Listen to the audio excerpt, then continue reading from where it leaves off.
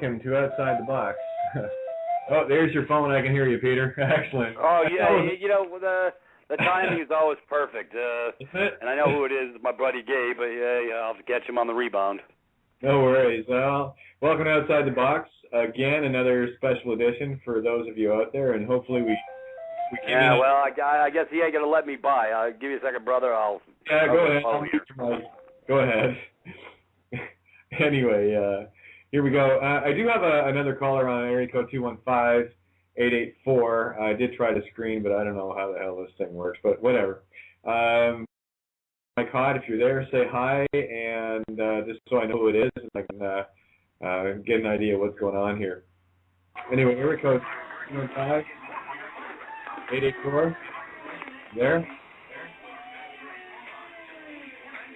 Yes, not. Okay, back on there.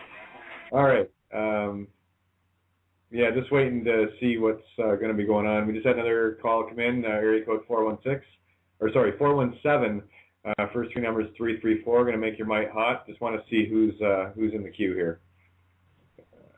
All right, caller, area code 417-334. First numbers. Hi there, Sandy. Hey, Sandy. Okay, I'll put you on hold for a sec, and just waiting for Pete to get back. I'm going to make his mic hot just to see what's going on there. Peter, are you there? I am. There he is. Okay, just wanted to, I muted you out just for a sec there. So I'll put you back on hold. Sandy, I do want you to talk about the little package that arrived for you today. Awesome. So pretty good stuff. You know what? That might be a good way to quickly start things off, and that way it takes all the heat and pressure off you. And then we can get into the meat and potatoes of bonds and what the person are, and we get to show both sides of the plantation here. Now that you're off the plantation, Sandy, what did you get in the mail today? Today I got in the mail Universal Post Office diplomat card and an international diplomat driver's license, a driver's permit, not a license. So I am so pumped I can hardly see straight. I've been wahooing for the last 2.5 hours. So great. And where exactly did this come from? This came from Divine Province, which I am now a member of. So, yeah. Awesome. That's pretty exciting. I got paperwork, and I'm excited. So what you're telling me is it's real. It's real. It's just as real as it can be. My friend Tony says to me, "Why don't you go out and do some driving?" Yeah, absolutely. You get pulled over for something. You know, yeah. Again, it's all about traveling in peace and love and groove and honor and all the rest of it. So that's awesome. Right.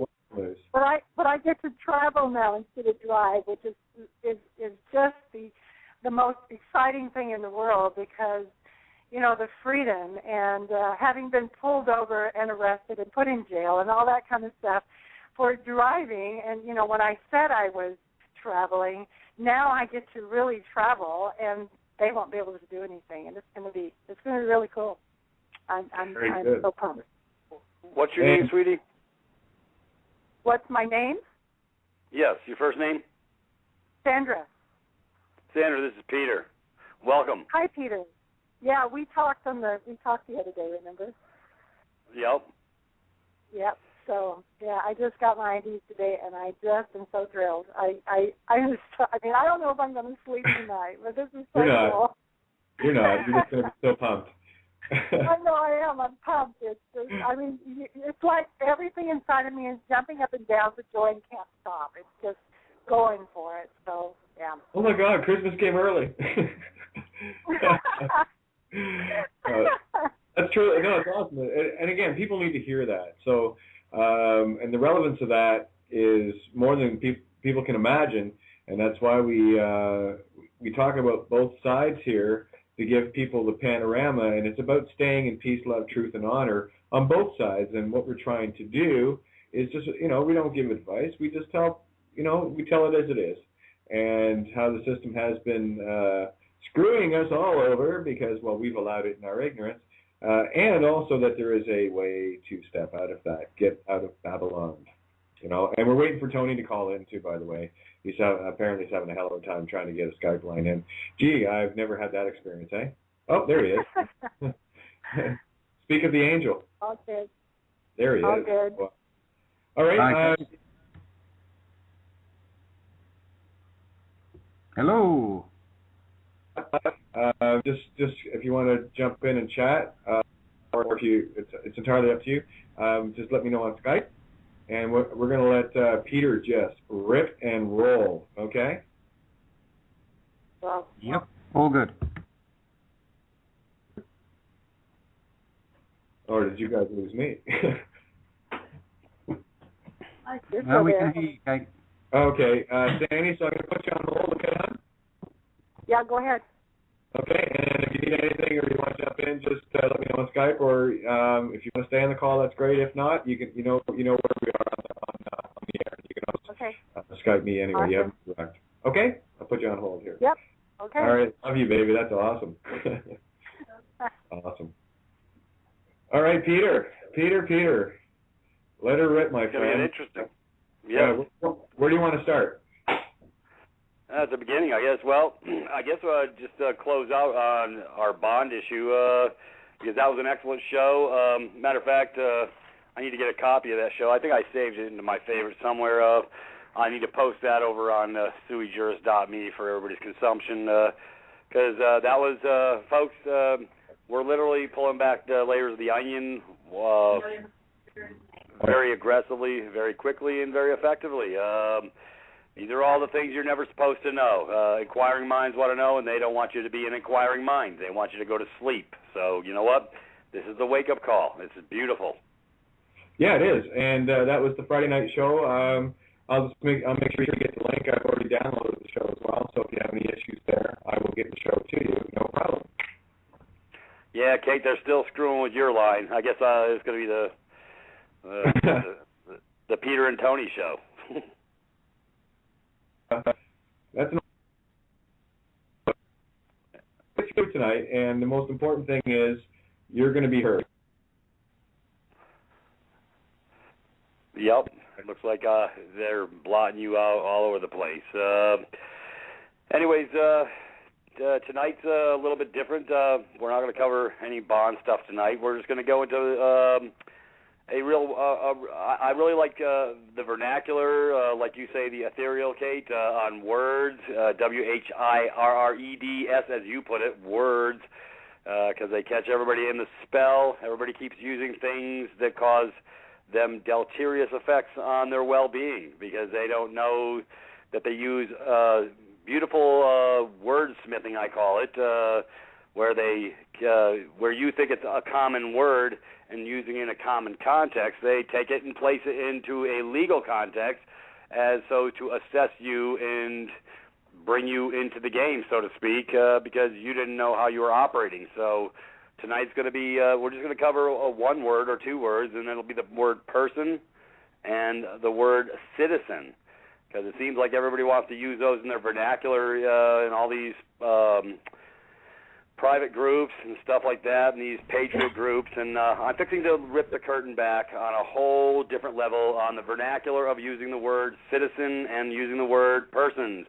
Matter of fact, in all 50 states, go ahead and feel free, look up the word person and see what you find. It's under their definitions page, which it applies to 14th Amendment citizens. That's not where you want to be. That is literally a slave moniker, a control mechanism, and they never told you that the word person encumbers you. They can only attach to a person.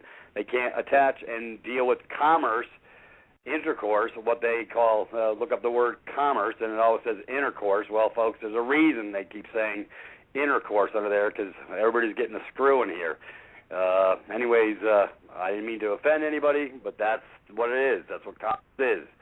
So these are some words. Since we're doing a word show tonight, we're going to be heard with the words.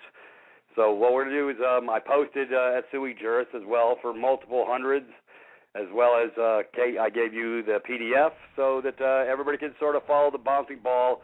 Because I really love doing follow the bouncing ball because it leaves no room for margin for error, no gray areas. We're getting specific, direct, and to the point.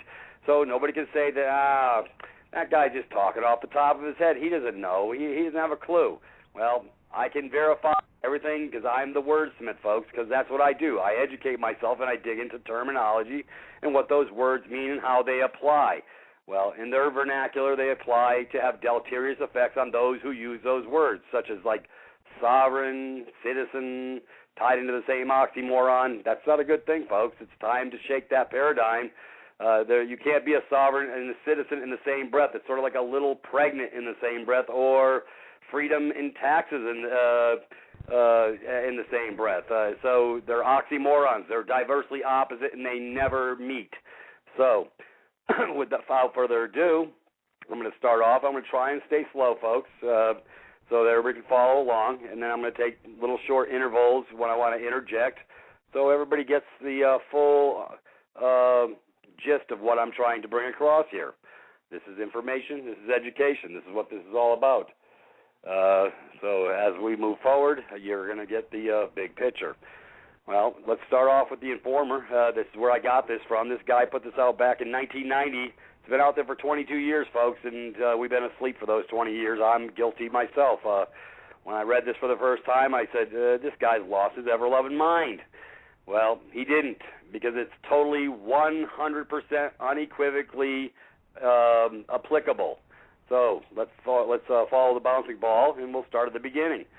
The word person. This article is being presented by the Informer to all people who call themselves persons. When in a legal setting, the word person is not in legal terms or political terms what one wants to be. Also, as you will see, the term people in political terminology is very bad for ones who love freedom, such as in the phrase, we the people. This will quell and settle once and for all the arguments that are flying around about the terms citizen and person that never is settled. This will also upset people that use the term pro se or pro persona. There you go, pro persona, folks. Look that one up too. This is really good stuff. Persona, that's a false entity, an actor. It's not a man, a live flesh and blood individual. It's a actor. Anyways, this gentleman says he's rung the bell many times since 1990, and still people persist to their own detriment to use these terms and tacitly admit they are a person. This will undoubtedly set some gurus back a piece that preach citizenship of a state is what you want to be. It will also set back some gurus who preach 14th Amendment and that blacks were not persons until the 14th Amendment was conceived. The history here will show why their arguments are flawed. Of course, this will inflame those gurus to no end. But this is not directed to them, but to all you men and women, live flesh and blood beings out there that don't know what to call yourselves when addressing any government in any political and legal position. I just gave you the terms to use as you are a physical man or woman reading this, or you are not. The artificial you with the name spelled in the all caps letters cannot read but has to have a representative. That's why they appoint you a court-appointed public pretender. They need to have the dead entity have a mouthpiece. That representative is you, the real live natural man or woman, and is not a person. Is that not correct? Don't know how to answer this, do you? Well, don't be dismayed, for you will after reading this. The truth is here for all to see. I suspect that men and women are so brainwashed by the spin doctors and gurus that have never studied this will have a hard time believing this. This comes from a law book used to teach in law schools across the country. Gee, go figure. The guy actually found it in the book. Okay, well, it helps when we crack them, folks. But you'll not find it being taught in this modern era because to do so would put every bad crimp in government's control over the masses of the people calling themselves persons. Gee, why would he say something like that? This guy, he's not following the paradigm. Well, that's good because it's people like this that wake up people like us. Did you want to share a little bit there, Kate? Well, if I can, I don't know if you guys are hearing me okay. You hear me all right? Yep. Whoa, that's a first. Anyway, yeah, again, we're not talking about bonds today. We're talking about persons. Maybe they don't mind us talking about persons. Maybe not. You know, they want people to understand exactly how they're slaves, and maybe they'll still roll over and play dead for them. that's exactly what you are in their world. And you are dead until you actually know who you are. Right. Yeah, it's critical. I mean, these guys are, they tell you who they are. Magi straights, which in the mirror is straight magi or straight magic. And it's all in the twists and turns of the words. These guys are word wizards. And I gave a prime example of one of the words I like to use a lot, refuse. If you refuse something, you're joining it. And again, it's also we to do again, or we, the Son of God, being the ancient spelling of Ra. So there it is. You're either fusing to the Son of God, as in you are a son of a light of God. We're all light. And or you're refusing to their system. That's when they ask what your name is. They're asking what is your way. So only I know my name. Only I can hear it. No one else can. And the same with you. That little tone you hear in the ear. That's your frequency. No one else can hear that. That's yours. Your particular frequency of light. So anyway, yeah, just carry on, Peter. This is awesome. We do have a caller at 404. Ray code. Do you want me to bring them in? Yeah, well, maybe let me get a little depth into this before we Yep. start taking on callers, because otherwise it's sort of, I feel like muddy the water. I'm trying to get somewhere with this. Yeah, you can. That's what I'm saying. I don't even know why you're talking to me. Just keep going. This is the Peter show tonight. No. I'm talking about. I thought you had another caller wanting to come in and ask questions. I would like to get some gravity, some forward progression before we integrate any further busy conversations, I guess, to sidetrack the real issue at hand here. Yeah, you carry on, my friend. I'll screen the call and take her away, my friend. And Tony, any issues on my end, you have to help, eh? Yep, got it, Kate. All right, thanks. I'll screen this and carry on, gentlemen. You guys are doing awesome. Thank you. Yeah, Tony, this is really, really good stuff. Did you get a copy of this by chance? No, I'm afraid not. I've been up to my ears in stuff to do today, so no. Well, do I have your Skype? I can send you an attaching copy so you can follow the bouncing ball. I can do whatever I want, right? Yeah, please do. All right. Where are you at on my Skype? I'll send you a message. You don't even have to do that. Matter of fact, I'm scrolling down now, and give me 2 seconds. Just tell me when I'm in the right door. I'll let you know when I think I'm in the right door. And because I want you to have this ZPE, right?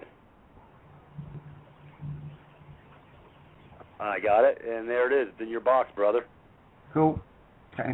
Just click on the highlighted blue, and you can follow the bouncing ball. We're on page 1. Okay, got it, Peter. Far away, mate. Yeah, we go back to I always want everybody on the same page. It really helps when you're on the same page, so you know I'm not lying here. Keep me honest. All right, well, let's go down to the bottom. We're going to the second paragraph, halfway down. Anyways, do not think after reading this, though, you can go into any court and they will say, gee, oh my gosh, you are right. We have no control over you. Just the opposite will be true, and they can ask at least 3 questions that will stop you cold in your tracks, and they will walk all over you like flies on a cow patty because you will stammer and not be able to answer them. At that point, they will know that you don't know the correct argument, that you don't know who you are, and you lose. Bad case law will be set. The next man that comes in with the correct understanding will lose right off the bat because of the bad case law that you have set. He goes, I've seen this hundreds of times in the Patriot community when someone with a little knowledge is very dangerous to other freedom-loving men. When jumping into the water, they think it's 2 feet deep, only to find it's 1,000 feet deep and no way to get out. The material below comes from a 13-volume set of law books. Folks, I'm not telling you have to go read all 13 law books. I'm just giving you the reference point that this gentleman is providing for all parties involved. This is volumes 13, American Law and Procedure, Jurisprudence and Legal Institutions by James DeWitt Andrews, LLB, Albany Law School, Ruskin University from LaSalle University. He's bolded the footnotes as they may be mixed within some paragraphs to separate them from the main text so it's not confusing, starting at the end of section 63. Anyways, Jeremy Bentham, in his remarks in reference to the inexact use of language by Blackstone in pages 47 and 49 of the commentary, says, when leading terms are made to chop and change their several significations, sometimes meaning one thing, sometimes another, at the upshot perhaps nothing, and this is in the compass of a paragraph, one may judge what will be the complexion of the whole context. That's it's got a the dealie around it on 31. Anyways, yeah, it looks like we're going back to English Lit 101 because this is where we need to be, I guess, because we missed the boat. They have not. They've done a good job of us not getting the fundamental understanding of the language and how they use it. Anyways, in 64, the legal conception of leading words, inasmuch as the word person, man, thing, property, rights, wrongs, and actions are leading terms constituting the designation of departments of the corpus juris. It will be impossible to obtain clear conceptions of subjects connected with these words until an understanding is agreed upon as to the sense in which these terms are used. If we arrive at the meaning of these words intended by Blackstone and make the same clear, we will have a better idea of his method and perhaps a better opinion of it, and at the same time we'll be able to show the distinction between the same words in the Roman, the English, and in American law. Blackstone apparently uses the Roman word persona as synonymous with the English word person, and the latter word interchangeably with the individual and man, whereas he might have avoided all confusion by a closer adherence to that which he professed to follow. Let's go to 65, top of page 2. The word person defined. Gaius says, de juris divisione, the divisions of the law. Immediately preceding his division of the law then follows, de condition hominum, meaning the condition or status of men. In the Institutes, de jura personarium precedes the expression, all our law relates either to persons or to things or to actions. The words persona and personae did not have the meaning in the Roman which attaches to homo, the individual, or a man in the English. It had peculiar reference to artificial beings and the condition of status of individuals. Well, it's ironic, Tony. Yeah, let's stop and talk for a second. Talking about status. Nobody knows their status, and if you don't know your status, they will declare it for you. They'll be glad to apply a moniker that you so gladly attach to, i.e. the word person, and make you wear that status. Am I correct or not, or am I incorrect? Absolutely correct. Well, judging by what it's saying here. I'd say bang on. And critical word there is persona, which is an actor in Roman law. Yeah, and that's all you got on the stage in that courthouse is a bunch of damn actors. Sorry-ass actors, too. We bought the play. You know, you paid for the ticket when you went in and walked in, granted them in personam jurisdiction. Yeah, well, I'll tell you, you want to do a show with me, you're going to have to put your money on the table now. Yeah, there you go. Yeah, hey, bring that damn hazard bomb forward, brother. I don't want you flying without a net. We won't have none of that now. Exactly. So, yeah, absolutely. Yep. Anyways, this is some meat and potato stuff, Kate. I told you when I pulled this out of the sack, I said, this is now, yeah, you know what? Yeah, I need to talk to Kate. We could do a show on persons. Everybody wants to be a person. I sure as hell don't want to be one of them, and this is why if everybody gets on the page, they don't want to be one neither. Is like citizen, person, they all sort of synonymous. It's a moniker that binds you up. It causes you deleterious effects, guaranteed every time. So when the roadside court comes to your car, he's looking for a citizen. Are you a U.S. citizen? Yeah. Oh yeah. For those, you're screwed. There you go. That's why when you don't know who you are, you answer up to who you think you are, but you don't know who you are, and they bind you up by the words we speak. They shall know us by our acts, deeds, as well as our words. So, anyways, I'll move forward. I'm just applying the proper dictum to the case at hand, or to the issue at hand. So we go to subsection 33. Professor John Austin's view.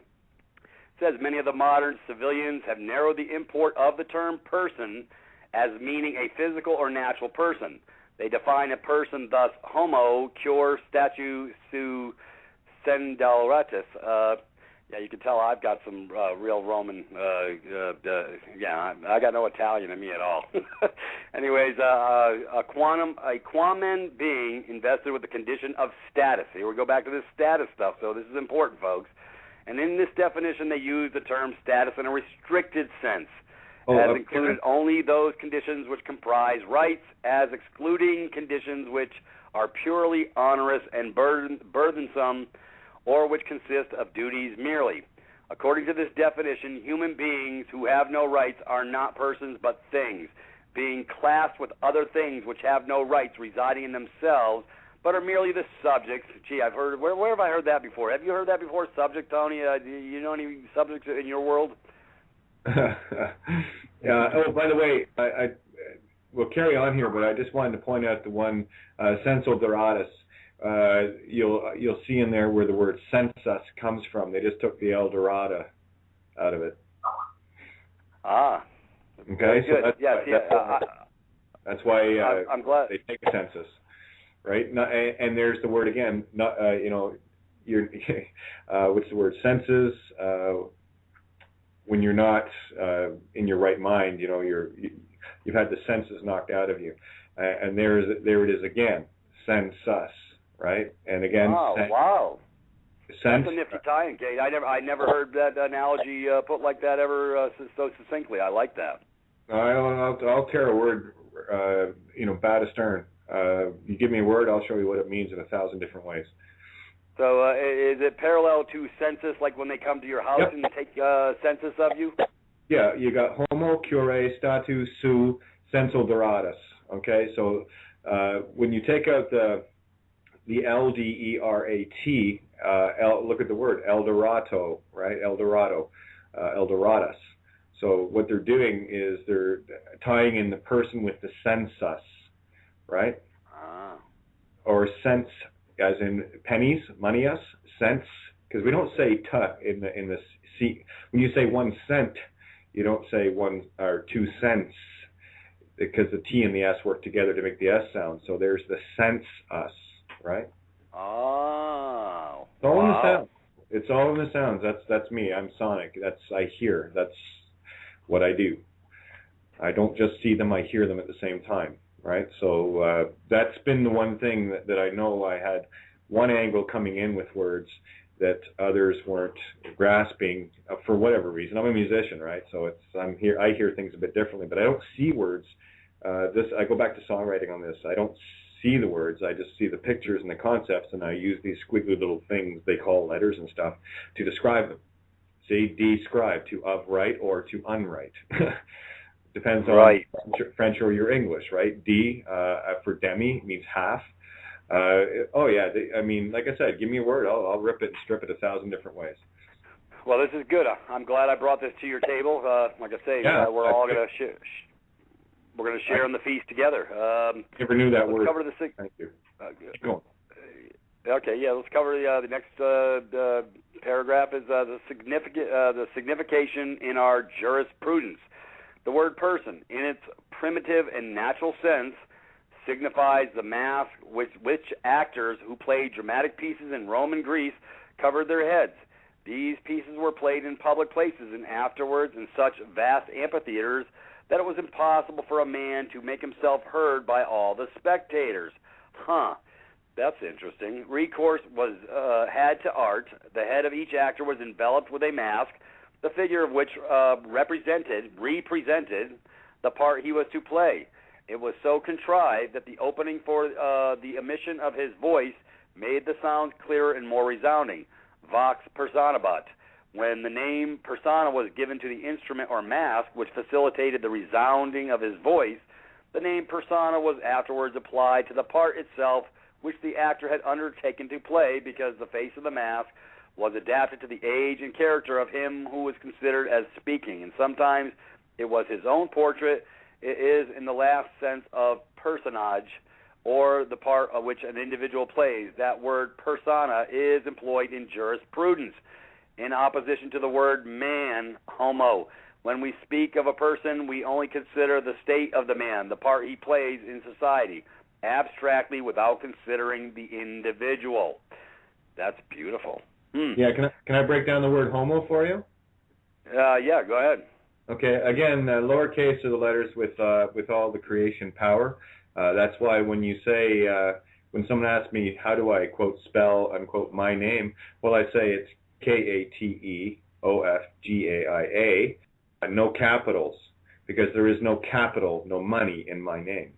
Now, the word homo, when you look at the lowercase h, with the capital H as the symbolic, what you have is the bridge, rainbow bridge joining the pillars of Hercules.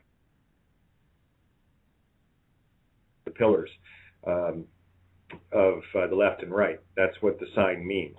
And the letter H is actually the Holy Trinity of left and right combined into one. So we have H as a Holy Trinity.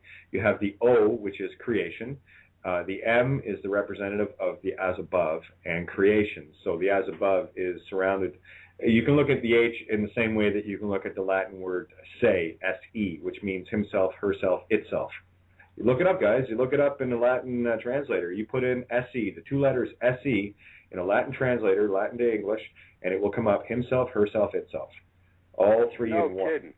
Okay. Okay, So I'm getting me, sweetheart. I'm getting me an English. I'm getting me an English lesson here tonight. well, this is where I hang out. This is my turf, pal. I think I brought in the right topic. At least I have a master on the job to help me interpret it for myself, because I was sometimes asleep in class, you know. I'm awake now. We're all masters. We are all merchants of law. Ye are gods on earth. So this is going to help a lot of people. Yep. Well, let's follow through. The word homo corresponds to the English word man, and as the Romans expressed Okay, you there, Peter? Homo. Huh? Yeah, he's there. What's up, Tony? Oh, we lost Tony there. 1 sec.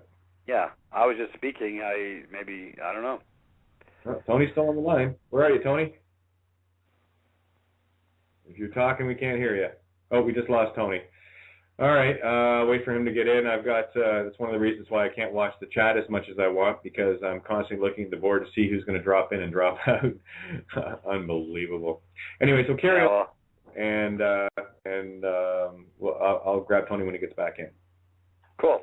I'll move forward. Okay, so we go into unus homo systemet plurus personas, i.e. one man has many persons or sustains many status or many different conditions. Austin Jura 362 says the term person has two meanings, which must be carefully distinguished.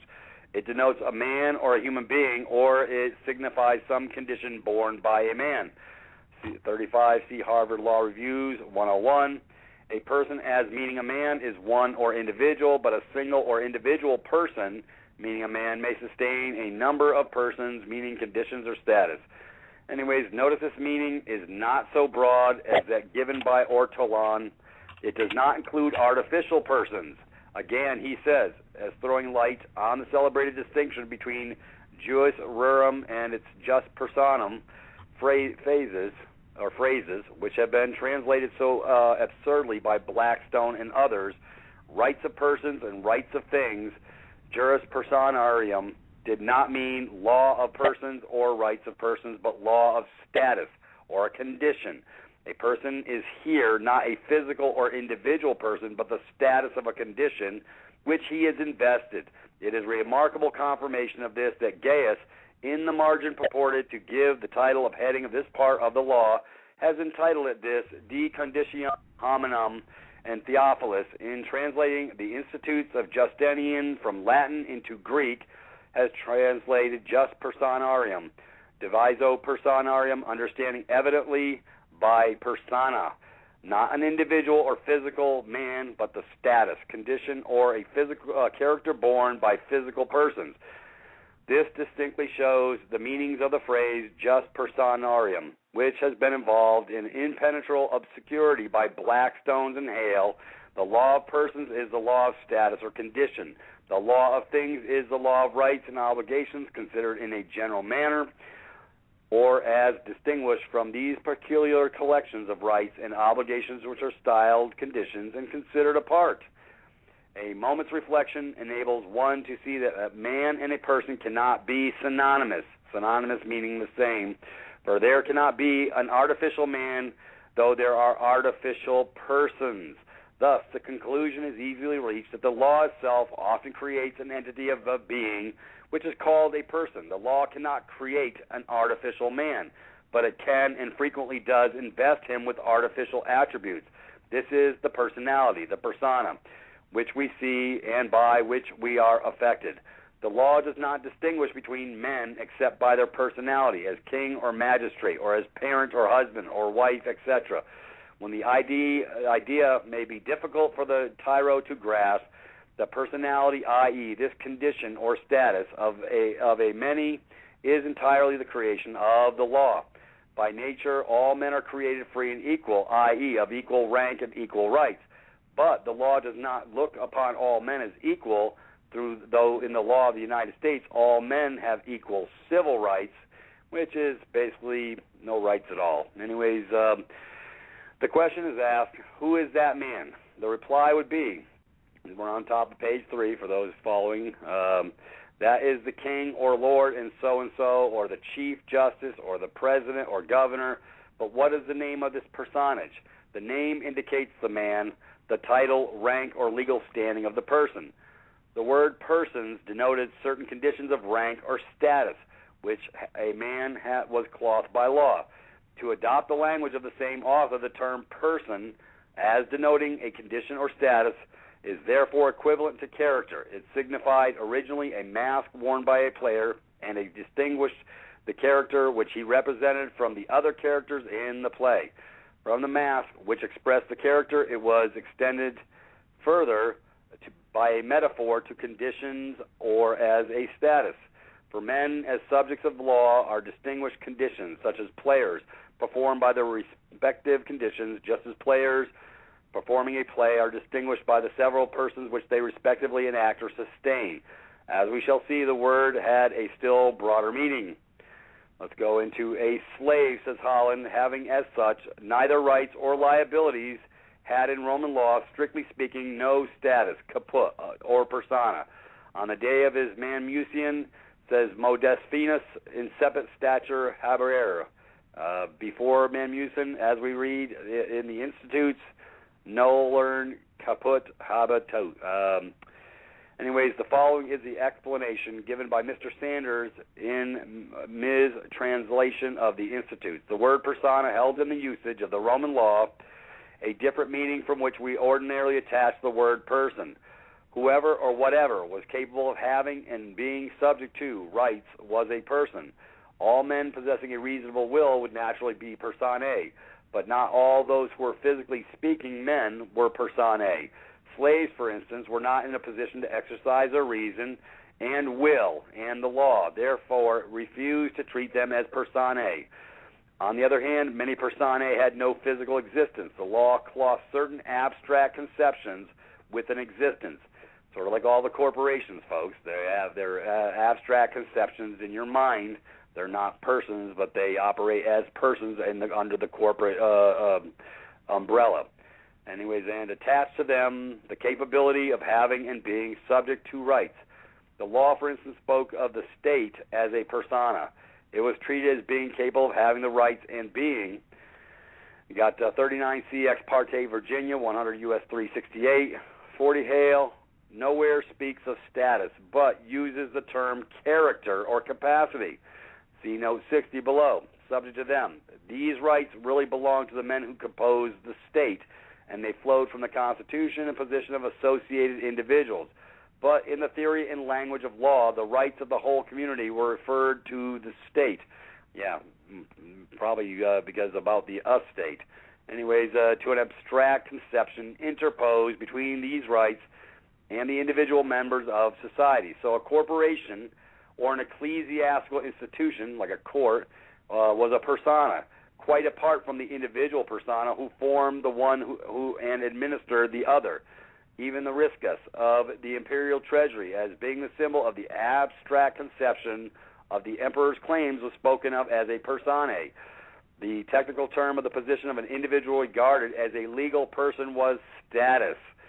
This is getting more interesting as we go. Anyways, Ortolan's explanation of personality, the substance of the above was undoubtedly taken from Ortolan's treatment of the subject as given in his history of the Roman law, which is submitted being because it is clear and concise. The word person, persona, does not, in the language of the law, as an ordinary language, designate the physical man. This word in law has two exceptions. In the first, it is every being considered as capable of having or owing rights, of being the active or passive subjects of rights. we say every being, for men are not alone, comprised therein. In fact, law, by its power of abstraction, creates persons, as we shall see that it creates things. We do not exist in nature. Thus it erects into persons the state, cities, communities, charitable or other institutions, even purely material objects, such as the fiscus or inheritance in abeyance, because it makes of them beings capable of having or owing rights. In the inverse sense, every man in Roman law is not a person. For example, slaves were considered as the property of the master, especially under the rigorous system of primitive legislation, because they are the object and not the subject of law. This, however, did not prevent the Romans from including them in another sense in the class of persons. We shall therefore have to discriminate. Jump in on there, Peter? Yeah, go ahead. Yeah. Look at the word fiscus, right? We've all heard about fiscal, right? Right. Fiscal year 1990 or whatever. Right, the fiscal year. Fisc all or fisc us. It's the same word, and it's saying the same thing. It's all about money. All right? And again, what I should do is start cracking a lot of these words apart to show people a whole lot deeper into them. Bottom line here is, guys, who wrote this? They're nailing it shut. That's what I see. Kay, I read this like 7-8 years ago, and I knew the guy was dead nuts right then. You know how, like I say, when your eyes are open, you really see the truth for what it is, and that's when I saw this. But trying to explain it to people, they just look at you like you're a man from Mars. So, but you know what? I guarantee you, everybody's going to start taking a look at their vernacular a whole different way when they start getting their minds right on these issues that we deal with. Like I say, all these sovereign groups calling themselves sovereigns, all of them calling them citizens, and using these vernacular. You are assassinating your own soul, folks, when you take on these terms, these words. They have deleterious effects on you as a man. So to claim them in lieu of ignorance, it will bind you up, and that's what they want, is to have you binded up. They don't want you having an English class on Dadgum and Talk with 20,000 people listening, because then everybody gets the big picture. We'll have none of that. They don't teach this in school, folks. Yeah, silence is golden. Silence is golden. The golden. Yeah, they teach the golden rule. Yeah, don't ask questions. You got it. No, this is nail gunning it shut. I'm loving this. I thought you'd like this. I got a pile right more behind this. I can take this sucker down at the deep end of the pond all day. Wait till Wednesday. We'll get on that at the end of the call in a little bit. I know where I want to go on Wednesday, because we're really going to have some fun on Wednesday. Well, we got 2 shows on Wednesday, and I might as well promo that now. I do a morning show in Eastern Standard Time, 11.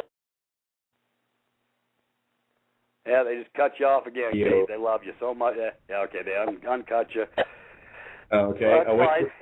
awakeradio.co.uk. That's 11 a.m. to 1 p.m. Eastern Standard, which is 4 p.m. to 6 p.m. Greenwich Mean Time. Did I cut you off to you? Oh, they cut me off. Go closer now. Yeah, unbelievable. They just love cutting me off. Don't want to promo this, right? awakeradio.co.uk. Wednesdays from 11 a.m. Hey, Kate, I heard it, so they'll hear it. So it's all good. You didn't get whacked out of the loop there. Excellent. So carry on. We'll talk about that. We've got 4 hours on Wednesday to talk about this, so screw them, right? oh, yeah. Well, it won't be words, bro. It'll be the CAFR accounts. I want to talk about I could do 4 hours on CAFRs. Yeah, we're gonna do it, and we're gonna take this to a whole new level of fun. Yeah, well, they want us to share with each other. I mean, I can't understand why they wouldn't. They wouldn't be ripping us off or trying to do anything underhanded or dastardly or, anything that would have deleterious effects against us, would they? I mean, am I naive? I guess so. Anyways, I'm being facetious as usual. Anyway, let's move forward. Go ahead. Yeah, well, I can get facetious real quick. Anyways, but as we are moving forward, folks, the word person, persona, does not in the language of the law, as an ordinary language, designate the physical man. This word in law has 2 exceptions. In the first, it is every being considered as capable of having or owning rights. I think we did this already. Anyways, We say every being, for men are not alone, comprised therein, in fact, law by its power of absolute. Okay, yes, I know I covered that. All right, let's, folks, I'm losing myself. Hey, it's all good. Anyways, let's move down to the bottom of the page. It says, we say every being, for men are not alone, comprised therein. In fact, law by its power of abstraction creates persons, as we shall see. Okay, and we did cover that under the Roman law. We shall therefore have to discriminate between and study the two classes of persons, physical or natural persons, for which we find no distinctive denomination in Roman jurisprudence except the expressions taken from Eulipian singularis persona, that is to say, the man person and abstract persons, which are fictitious. Gee, where have I read that before? And which have no existence except in law. They're created, corporate fiction, legalistic. Everything's legal land in the corporation, folks. It's not lawful. They call it legal. They can legally rob you, plunder your ship, take the prize, and have a field day because you gave it over to them as a 14th Amendment citizen, and you registered everything with them. Thereby, you didn't want it no more, so they said, hey, they'll be glad to use it on your behalf. They didn't tell you, they never would have told you you didn't have to, but then that would have exposed the truth, and nobody would have signed up for the game. Anyways, so we move on, and that is to say, there are those who are purely legal conceptions of creations, just like it said. In another sense, very frequently employed, the word person designates each character man is called upon to play on the judicial stage. That is to say, each quality which gives him certain rights or obtain certain obligations. For instance, the person of 43 slaves were not persons in the United States until after the abolition of slavery. However, Ortolan's history of the Roman law is among the best. It is unfortunately not easily obtained. Father of a son as a subject to his father, or husband or guardian. In this sense, the same man can have several personae for the same time. The last two paragraphs embrace all that Austin gives us in the quotation given above. From what we have seen, the following conclusion may be drawn. The words persona and status were not synonymous, though very nearly so. The word person had two meanings. First, every being, artificial or natural, capable of having or owing rights. Second, the characters, capabilities, qualities, or positions which the law ascribed to certain men as individuals, that is, rank, condition, capacity, status. We always come back to this status thing, and I know why. I'm belaboring it because there's a reason, folks. The technical term for the second meaning, namely the position, quality, character which a man bears, is status. Status is not so broad as person, but always related to physical men. A slave had no rights, no rank, no standing, no capacity, and consequently no status. This applies, of course, only to the early days of Roman law, for subsequently slaves were given a standing as men. In the earlier days of Roman law, says Sandra, no one would have conceived this to be unnatural. In the days of Gaius, it seems slaves are treated as persons, for he says persons are free men or slaves. In England, all men were persons and were divided into certain classes or rank by virtue of which they had a special character, capacities, rights, privileges, and immunities. For instance, the right of magistracies as king, as lord. These were artificial. In human societies, men have certain standing position, capacity, according as they are sovereign or subjects, parents and children, husband and wife, or citizens. We have seen something of the etymology of the word, also its meaning and application as used in the Roman law. We know that the word person is a familiar one in English literature, both in England and America. So, yeah, it's amazing how they tied it all in so everybody got everybody thinking they're a person. We are endeavoring to ascertain whether in the English language we have a right to oppose persons to things for the purpose of classification of rules of law, and if thereby we convey intelligent ideas. We know that all laws emanate from persons and also that they operate against or upon persons. That is, all law certainly from laws, and that the principle of classification adopted is the difference in the objects to which the rules relate. So there can be found in the commentaries of Blackstone's no definition of the word person nor any explanation of the meaning. Does not this equal individuals? Ortholans, History of Roman Law. You got Sandals, Justinian, and they address persons. So of rights, we know that rights belong to persons, and that in that sense there cannot be rights of things. It should be borne in mind that we are endeavoring to classify the body of laws and not the rights, which are intended to be ascribed to the word person, and the word is there used indiscriminately in the popular and legal sense. So we interchangeably in our vernacular we use in America and in England. Yeah, everybody using person, but you get in a legal sense, you get in that court. That word person is not what you want to be, folks. This is why we're all so confused, because we use it we're using it in common language. They use it in a legal sense, which binds you up. So nobody told you that's how the game was working. So it's very easily to be duped into what they've been doing to us here. So now this gives you a little bit more sense of how they came across with this and finding a common word used by everybody, except it has distinctly different meanings based upon whether it's used in a legal sense or in a common sense. Common sense. Where did I get that? Anyways, let's move. Hey, Peter, just give people another tie-in there.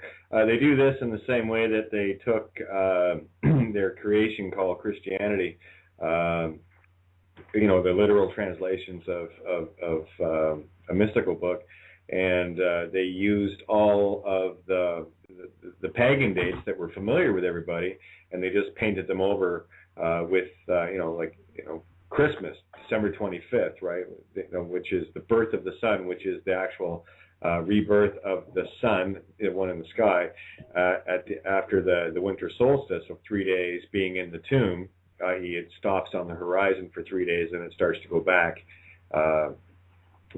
towards summer. The days start getting longer again.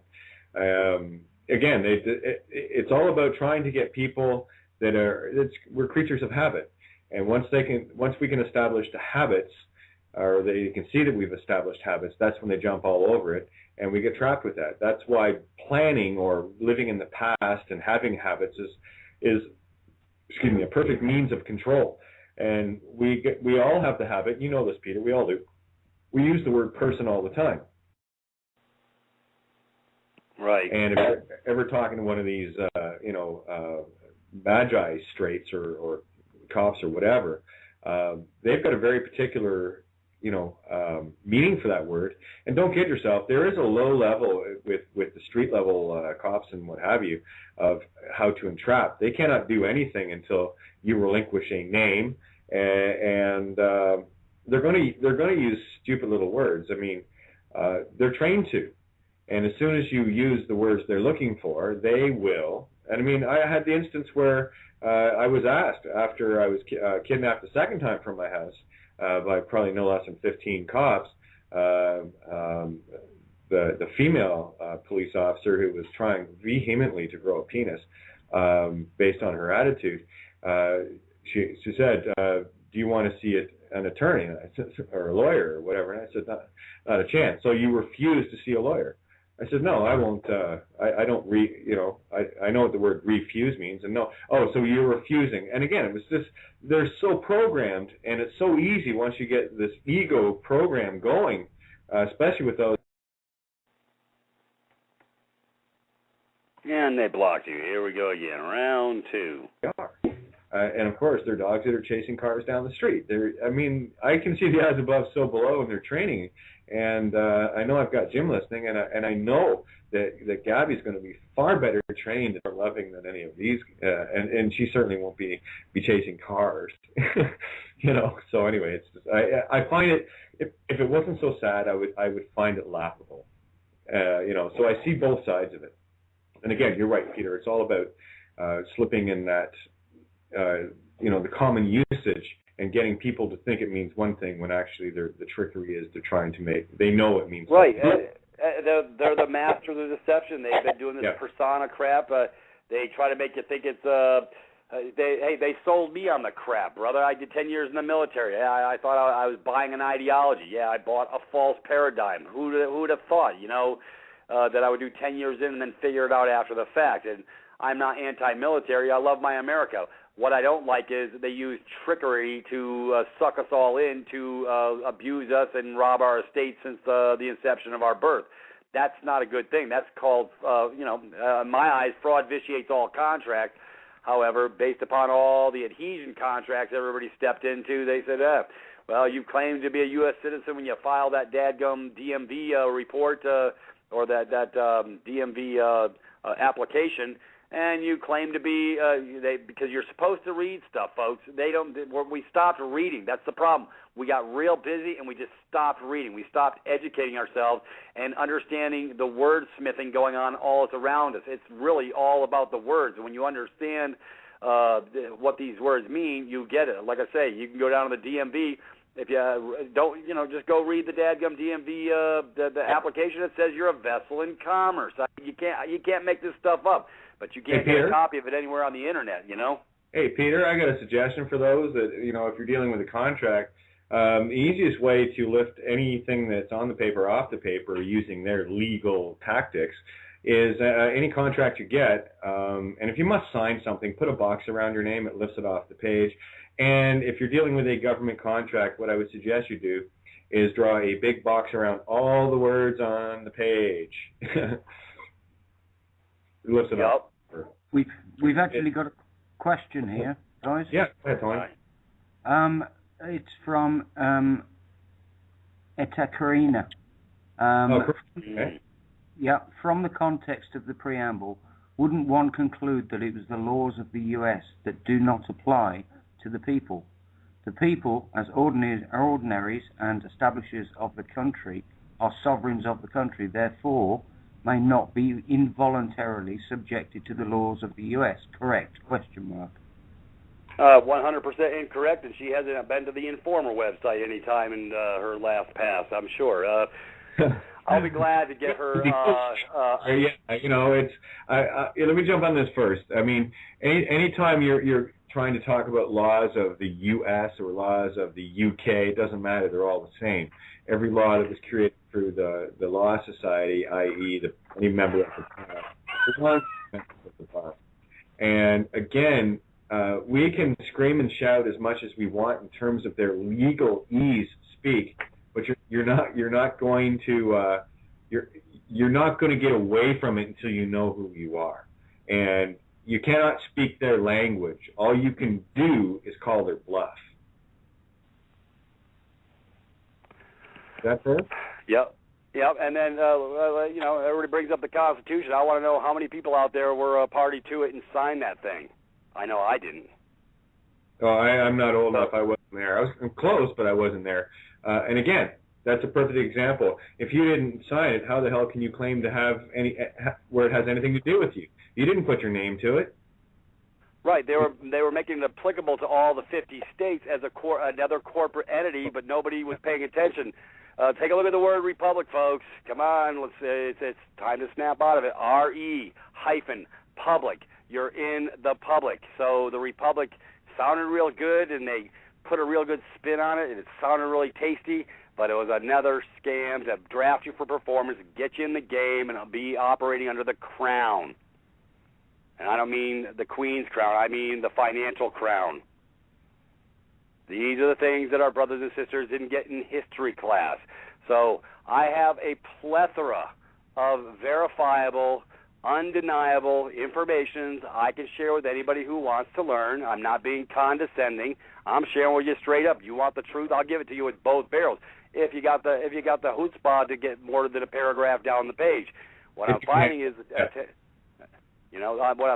attention span of my brothers and sisters are that of very short-lived. So they get a page and then they stop. So it requires a lot more reading than just a page, folks. When I read, I don't care if it's 150 pages. I'm going to go till I get to the end because I got to know the truth. That's all I'm about. And I know those freedom-loving folks that are on this show, that's what I would hope that's what you're about too.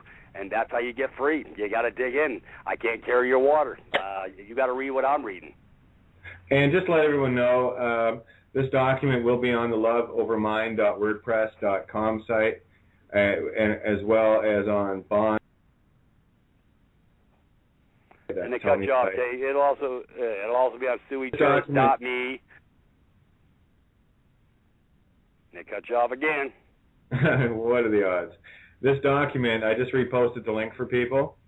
Those that want it, it will be on my blog, and it will be on SueyJuris.me, Peter's website, and it will be on Tony's blog, bondremedy.wordpress.com, and of course on mine, loveovermind.wordpress.com. It's all there on the court remedy pages, guys, so no excuses. It's all there. Well, yeah, I'd just like to cover just for a minute before getting back into the document. Like I say, this is why it's so imperative that everybody take up their ability, their capacity to move forward, because until you change what's between the ears, it's these false paradigms that you're grabbing and grasping upon, and I see it every day. Everywhere I go, I read the words. I actually see what they're saying, and I see everybody using the vernacular of citizen. I see everybody using the vernacular of sovereign. Well, these days it's dangerous to be claiming to be a sovereign because what they do is they cast you with one fell swoop of the brush into a sovereign citizen. Oh, you must be one of those. And now they're gunning for them as belligerents to the state, and they're NDAAing them and stuff like that. So, you know, folks, it's imperative that you understand why to use a word or not use a word, because they will know you by your words. They will know you by your acts and deeds. So unless you change the paradigm, what's in between the ears, you're going to continue to use these verbiages and this vernacular that's going to cause you deleterious effects upon the rest of your life. And it doesn't have to. It's a simple switch of just opening your eyes a little, educating yourself, and actually reading something of substance that's not BS. Everything else, you know, like I say, folks, I cut through the wheat and the chaff. I go for the meat and potatoes. I don't mess with BS. I don't get busy with the smoke and mirrors. I'm just looking for the truth. And I will cull through all the crap to get to the truth. And that's what y'all need to be doing, too, because I don't take nobody's word for nothing. I don't believe anybody on anything. You know why? Because that's how I educated myself. That's how I dug in. That's how I got this. I'm not smarter than anybody else out there. We all have the same ability. We all have capacity. We just got to grab the reins and move forward with it because, you know, like I said,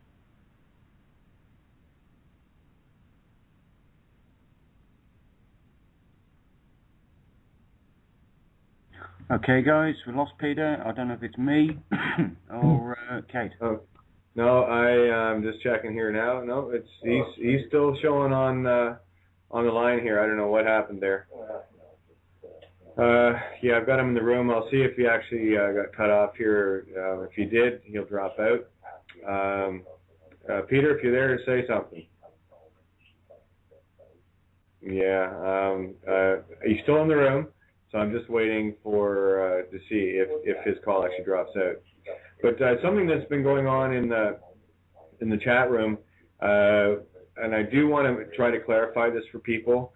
This is not an easy concept to grasp, yet it is very simple, and that's why it's not easy. Because we've been indoctrinated our whole lives and trained into thinking in a certain way that it's very difficult for us to break that habit.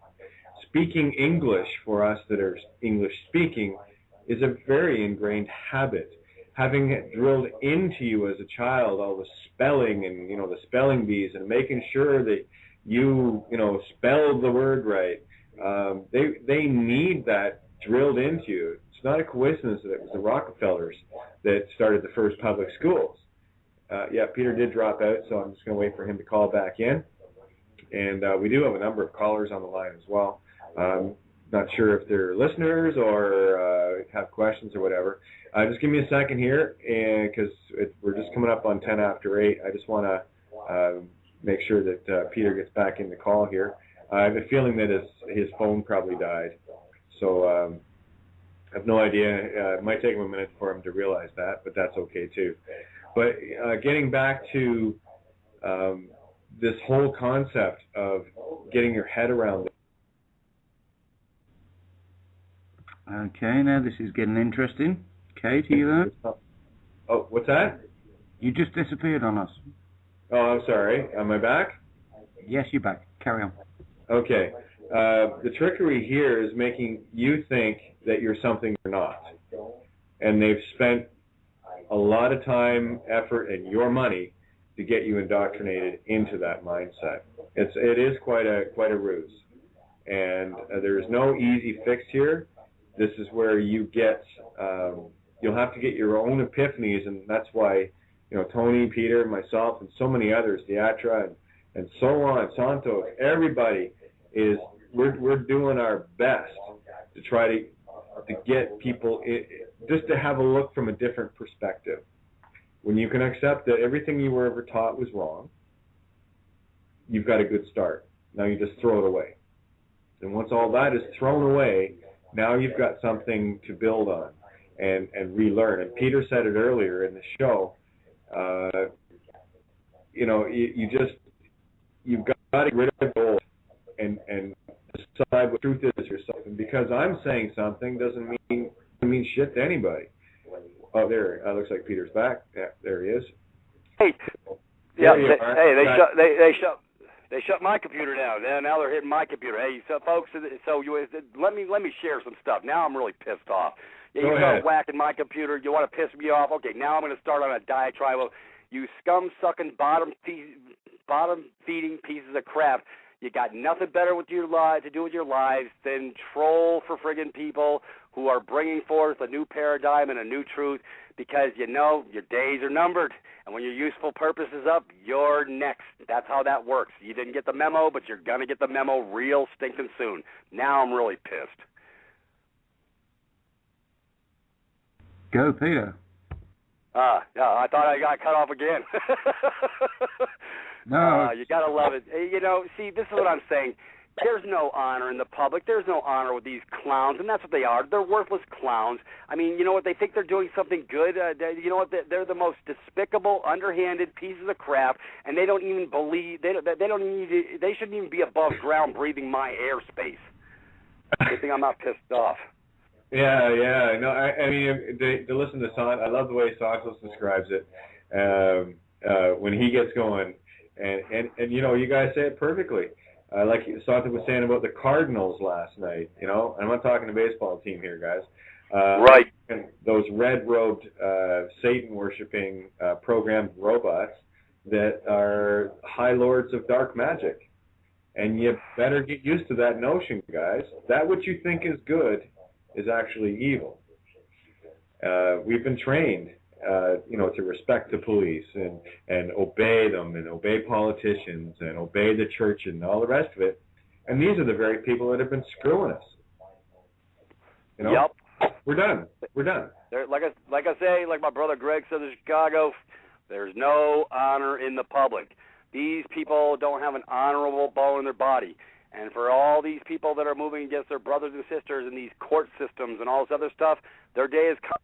They didn't get the memo. Yeah, there may be plausible deniability in multiple levels of the layers of this frosted cake, but I'll tell you what, it's rotten right to the damn core. It's one big crap sandwich right dead in the middle, and it stinks to high heaven.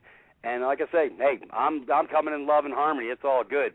Keep beating my doors down. It's all good. You know what? Well, we could crank it up a notch because you know what? There's plenty of games in town to broach this information on. You know what? They think, what the hell? Hey, the military trained me real well. Let's put it that way. We can play ball, and I'm not talking about fighting physically. I'm talking about systems of down, systems of analyzing, systems of penetrating through the chinks in the armor, how to breach the castle. And I'm not talking anything of war. I'm talking about psychology. I'm talking about what's in between the ears. I know how to put it I can put it out in 2 seconds on multiple levels. Well, yeah, you really pissed me off now because we're gonna go to Caffertown here for about the next 2 weeks because I'm really pissed. Well, that's good. That'll give people, give them a heads up as to not only have they been screwed, but to what level they have been screwed over. And it's incredible. One of the comments that I do want to, I'm staying close tabs on the chat room. If you want to build a new house, you cannot build it. And it makes no sense to build it on a second story on the old. What we have to do is bulldoze the old.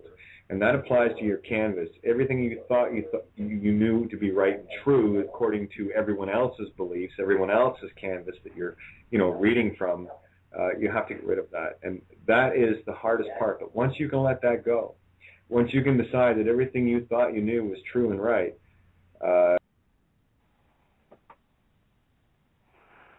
and they cut Kate off again. Yeah, well, of course, truth has that effect. Until you you know what? Go ahead. Hey, go ahead. I don't even. We don't even have to cover the word person anymore. Everybody got the freaking memo. It's in a PDF form. Everybody can read it for themselves. I was just playing follow the bouncing ball because that's what I do. So is to get the eyes and the ears open. So now that their eyes, we don't have to read the rest of the document. We can dialogue about other important issues of the day. Agreed. Let's just carry on. Let's hit the cappers and get out of the park. Oh, hey, listen, do you want, I'm just going to check in the room real quick because I've got 3 callers here. I'd like to see if they want to ask any questions. Sure. Bring them in. Who's been waiting the longest? 3453. I'm going to go to, area code 404, first 3 numbers, 438. Did you have a question or a comment you want to make on Outside the Box tonight? No, I'm just listening and enjoying it. Okay, well, we're loving having you here listening and joining us. Thank you so much. Sounds like a familiar brother voice. I recognize that 404 area code. I guarantee you it's somebody I know. You're getting watched. I just muted him so he can't give you hell here. So sorry. Hey, brother, what's up? I'm over here. It's all good. Going to area code 302. First 3 numbers 521. Questions or comments? Might just be somebody listening in. Area code 302. First 3 numbers 521. Any questions or comments? Yeah, that's you. Our audience is shy tonight. I think so. Okay, I put that one back on hold, and we'll go to area code 872-23. That's Chicago. Okay, we dropped Kate again. Hello, that's Greg. I hear about That's Brother Greg. What's up, Brother Greg? Glad you could join the party. You got it out, man. Jump in. You guys are better than mushrooms. You got really cool friends, Peter. Oh yeah, I got my sphere of influence is expanding every day. That's Brother Greg, and he's here with bells on, and he can give it to you straight too. Awesome. Do you want to say anything, Greg, or are you just listening in? I absolutely want to say something. Well, knock our socks off. Let's go. Let's hear it. Well, let's start with a cautionary note. Number 1, with regards to the study of etymology, as Pete will tell you, I'm also a professional musician, and I'm very sonic-oriented. And there is a tendency of people to take words that have similar sounds and create similar meanings when they absolutely do not, because you have to go back to the original origin of the words. And some of those words come from different cultures. Yep. They come from the Far East, they come from Greece, they come from Mesopotamia, they come from a lot of different places. Peter? Just because you're out, just because you're out to make the same sound doesn't mean it has anything to do with the similar sounding word. And we have a predisposition to go, oh, it sounds like this, it must mean the same thing. And if you're dealing, with apples and apples or oranges and oranges, sure, it does. But you just got to be careful when you're crossing over. Yeah, you're right. Peter, where have you been hiding this guy? Greg has it nailed absolutely, and this is one of the things, there's very few people I can talk to about this. I try to keep it simple, but English is the bastard language. It is the bastard language of all sounds of all cultures. It's got every culture in it. Actually, I study Latin, and Latin is the master language, and English is one of the derivatives. Yep, agreed. We're on the same page. All right. I'm hiding all sorts of people. If you had a similar sounding word that came from Chinese, you couldn't necessarily say, oh, look, it means the same thing. Now, if you go back far enough in the history of man, you can find a remarkable sonogram of similarities, like in the most important words, like mother, father, water, air, fire. If you go back to the 6 fundamental words that apply to everybody on Earth, you can find parallels. But once the quote Babylon happened, with the separation of study, however that was, because not a lot of us have a really good recollection of how that happened, even though we were there. So many generations have happened since our memory is kind of foggy. And so, if you go back and look through the etymology of all the different cultures, you'll find that the 6 or 7 keywords that apply to everybody actually still have cognates throughout all of mankind. But then once you get past that, it starts going all over the place. And that's human creativity. That's what we do. We always invent something new whenever we want to. So anyway, I don't want to belabor the aspect of etymology, but I just want to, just coach everybody to be very careful to not derive, answer from something that are not necessarily connected. Make sure you go back to the root words of everything and their origins, so you really know. All right. Yeah, exactly. I want to back Greg up on this too. One of the things that I had come across, epiphany-wise, was that every word, letter, symbol, shapes, and all the rest of it, it was all boiling back down to every word being a very simplistic, meaning the same thing, and it was a very limited group. So I'm 100% behind you on that comment, Greg. Thank you. We need to chat. And what you said with regards to Eurasian, European, Asian, Eurasian practices, in terms of the church adopting pagan rituals into their Roman culture, it's absolutely true. It's like it's like if J. Walter Thompson and any other great advertising agency was working for the Roman Empire, they would have told them the same advice. If you think about it in today's culture, all right, your advertisers are like, why tell somebody that they need a square steering wheel? Let's use a round steering wheel. Okay, everybody's used to it. Exactly. Don't make them change. Don't make them change the way they work. Change the definition of it. Let's put buttons on the steering wheel. Let's not get rid of the steering wheel. Let's put control buttons on the steering wheel so that people are distracted drivers and they drive into, a brick wall because they were so busy trying to tune their radio with their steering wheel. Exactly. Again, you don't want to turn people 180 degrees. You just kind of want to nudge them degree by degree into how you think. It's like anyone that plays a card trick on you. Literally take a card trick and walk you down to you picking out the card. They already knew the card that they wanted you to have, and they make you think that you somehow magically picked it out. But they actually using technique. I saw this one guy doing some card tricks like that. It was amazing to watch this guy go. But it was all about mental conditioning and walking people down the garden path and just giving. Yeah, what's amazing is even on a card trick, In and out. The man doing the trick has your permission.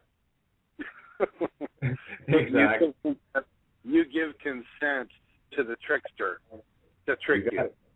You got it. That's good. You're letting someone. Everything in life that is civil and nonviolent involves consent. Even jokes, even tricks. I mean, and when people start understanding the degree to which they give consent without even knowing it, they would be totally amazed.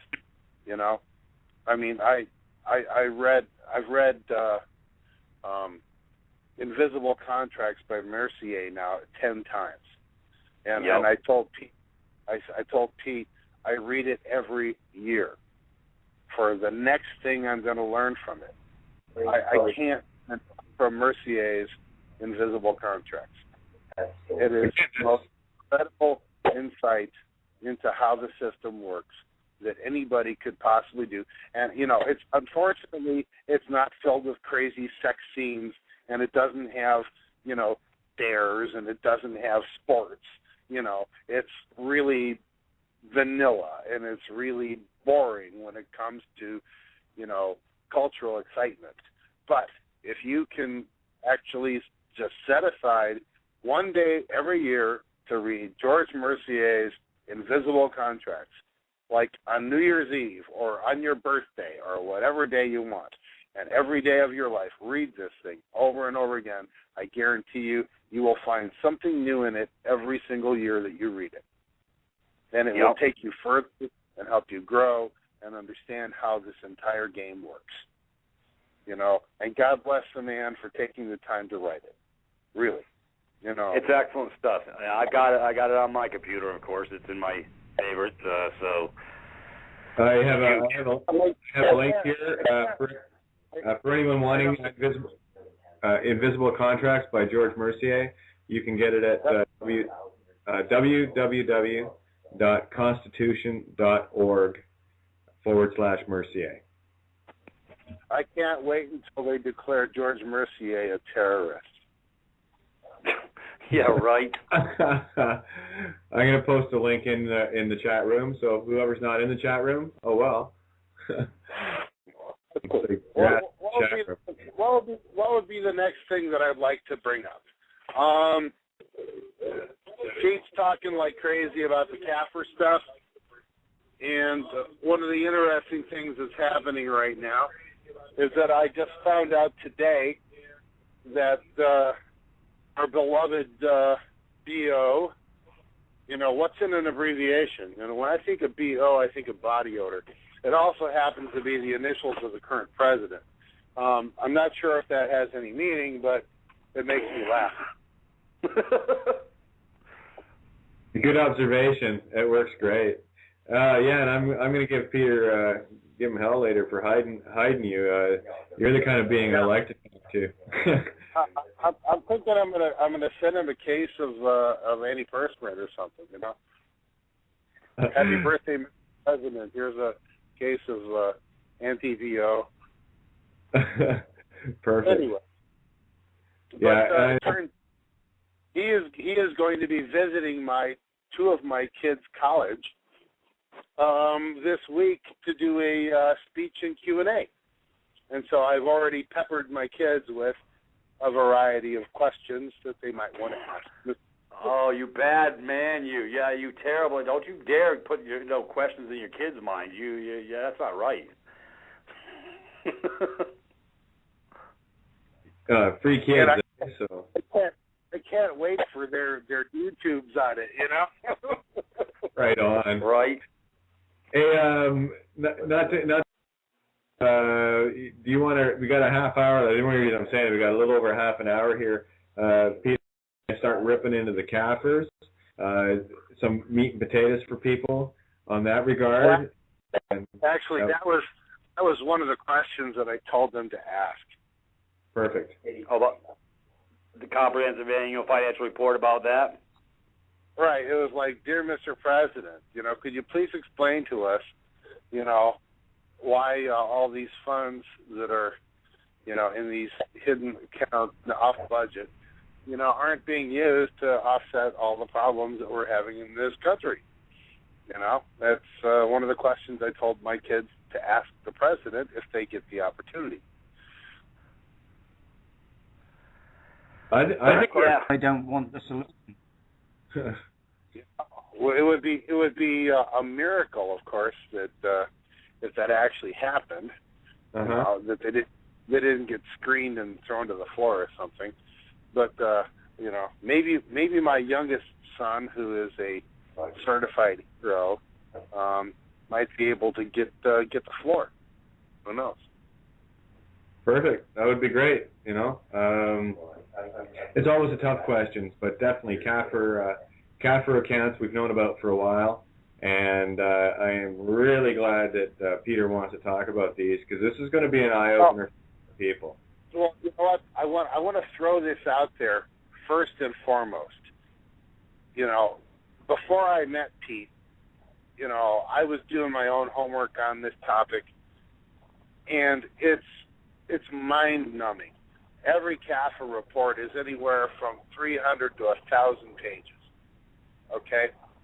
They make them so complicated that, you know, everybody who looks at it goes, oh, shit, I have to read the Bible? You know, and they go, hell with it. You know, it can't, if it's that many pages, you know, forget it, you know. You got to hire somebody to read it for you.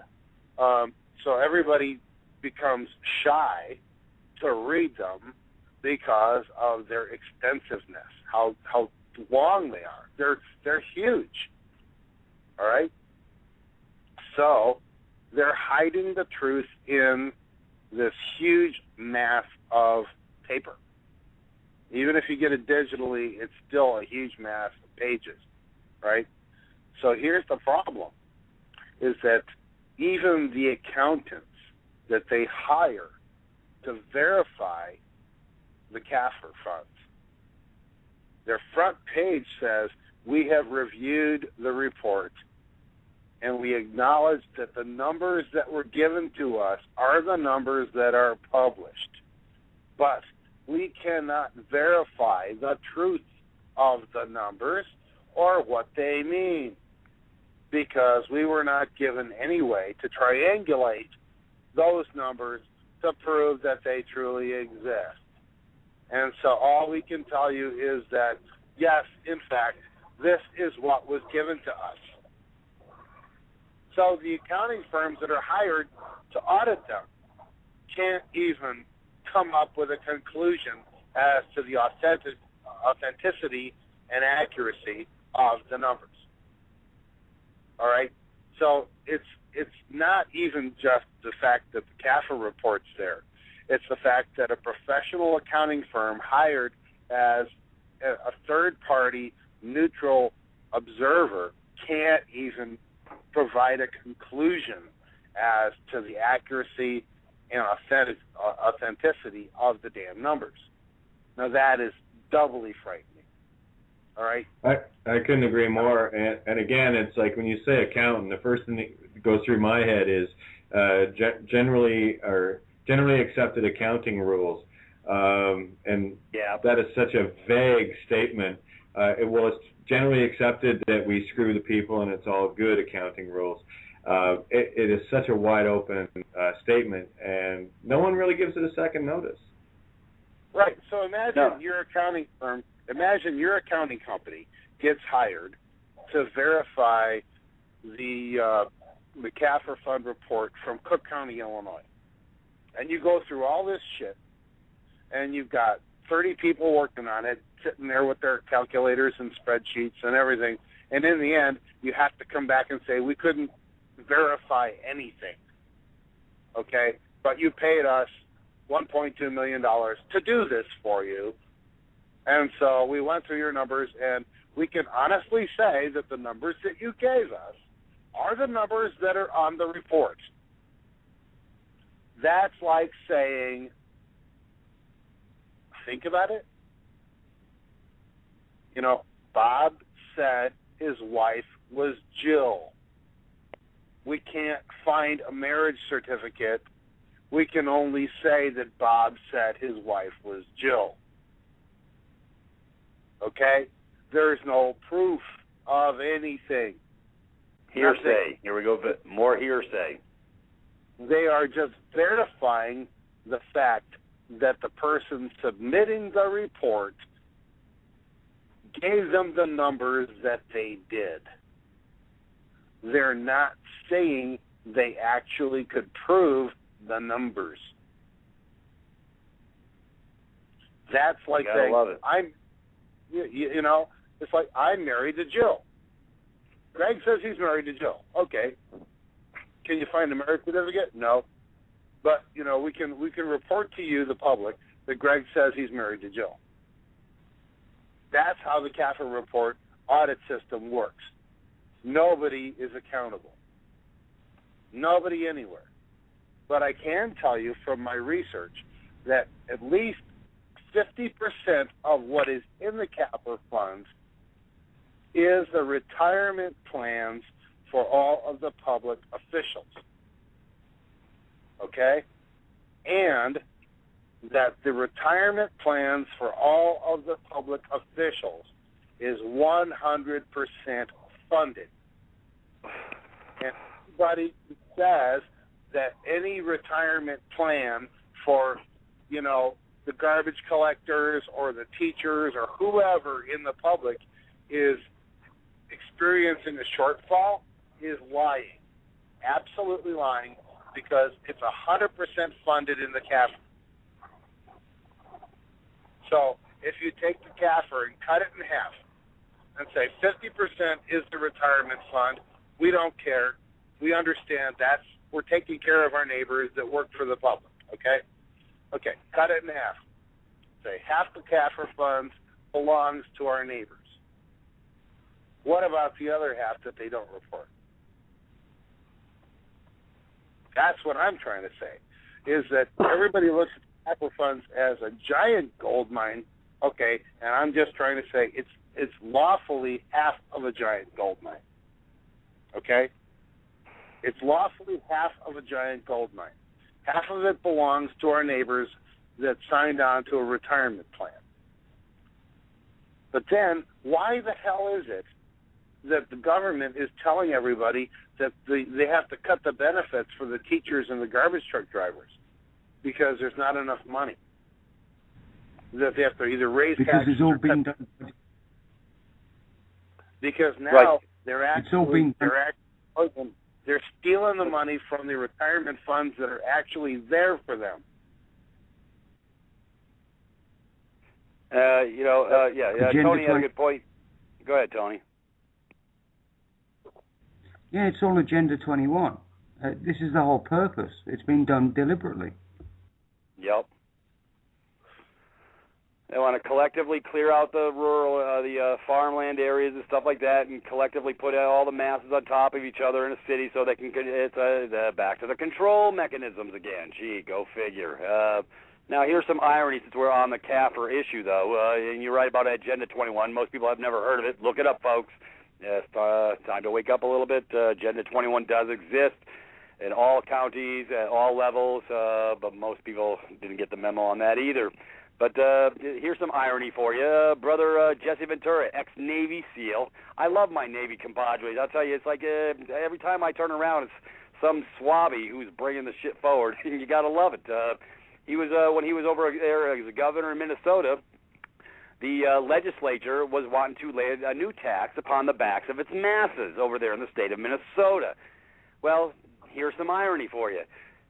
Here's a guy who's pretty sharp. He doesn't usually miss too much, and he walked into his legislature when they were trying to pass this garbage upon the backs of the masses, because they said, well, we have this $750 million shortfall, and we're going to need to increase some more property tax. So we need to have the sweat equity of the masses pick up the tab on this shortfall. And Jesse Ventura, he holds up he had the whole dadgum printed CAFR account right in his hand, and he goes, "Oh, we got plenty of money right here, folks. Hey, we don't even need to pass this legislation on the backs of my brothers, our constituents. We got plenty right here." Their jaws dropped in the legislature. They didn't believe that a governor actually had the snap to read the freaking CAFR account and know that there was plenty of funds in there. And he's the only governor out of all 50 states that I know since the history of the states who's ever broached the issue of the CAFR accounts. So, and once he didn't get reelected. Yeah, well, right. Because, matter of fact, he did a 45-minute call sharing with that they had a CIA shill which they have planted in every governor's mansion throughout the country in all 50 states. They have CIA shills that keep the governors intact and in, so they don't let the cat out of the bag, so to speak. So they got to keep a close rein on the governors at all levels to keep a level on their pulse so they don't breach any information to the game. So, folks, I'm telling you, you can't make this stuff up. This is reads like a bad Steve King novel. Yeah. Well, hey, Peter, what was that video you were had passed around, 15-minute video that people can watch on the Capra? Oh, that guy, he knocks it out the park. I posted it on your site, so go get it. Okay. I'm gonna post it. I'm gonna post it over at suijuris.me and make sure everybody can go to the videos page and watch this 15-minute deal. I'll post it tonight before I get offline. I'll make sure it goes to everybody's box to pass virally. This guy nails it. I mean, folks, he breaks it down where you really can understand the hide the sausage game. The second set of books. Yeah, here's some irony for you. You do a second set of books with your company, you're going to jail. They do it, and they get pay raises. Yeah. Tony, your thoughts? Peter, I wanted to tell you. This is Greg. Oh, okay. I wanted to tell you that I was really glad that you made the statement earlier that you did, because it is extremely critical for the function of this entire concept that we are here in peace. We are here in an effort to bring resolution to conflict, as Mahatma Gandhi would have,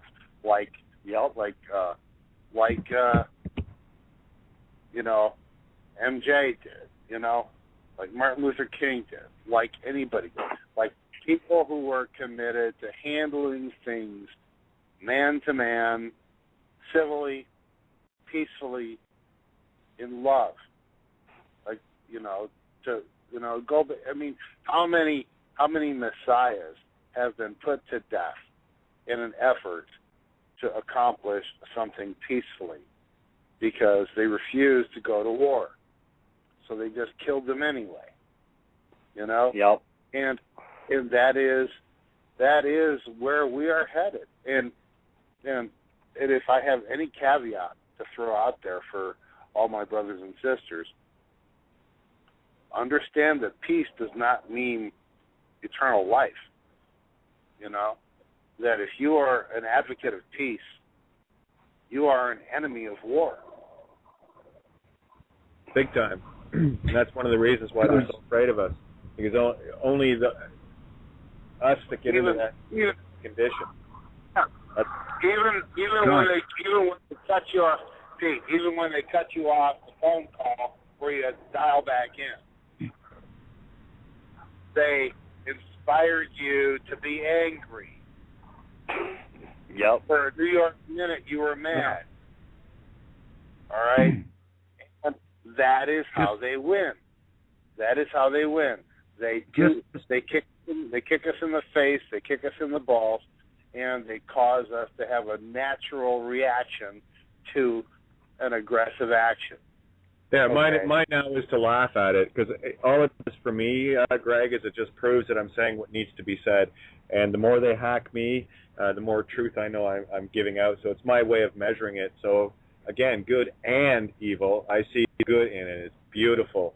And I have to thank the shills for letting me know that I'm making a difference by them hacking at me, kicking me in the face, and all the rest of it, because all I'm going to do is get up taller the second time, third, and fourth, and I will never lay down. This torch will never hit the ground.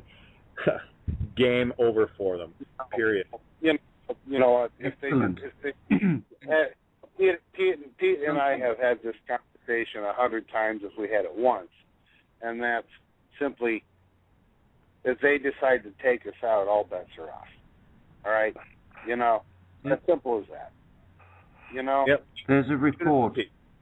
If they decide to attack with war, then that obviously it shows their hand of who they are, but it would be a message to everybody else in the world of what they need to do. Hey, Tony, and there's a reporter. Yeah, and then the Tom. And there's a reporter. Yeah, and the Tom Jeffersons and the James Madisons are going to have to wake up and show up. All right, they're going to have to wake up and show up. All right, one more time. There's a report out by the military called Report from Iron Mountain. Okay, it's all about war and what would happen if peace broke out among the human race. People need to read that to understand what's going on with war. Also, General Smedley Butler. Yeah, I love General Smedley. Yeah, Marine Corps. Hoorah. He says war's a racket. And if you really want to go exactly, and if you really want to go the whole hog, there's also the Brookings Report.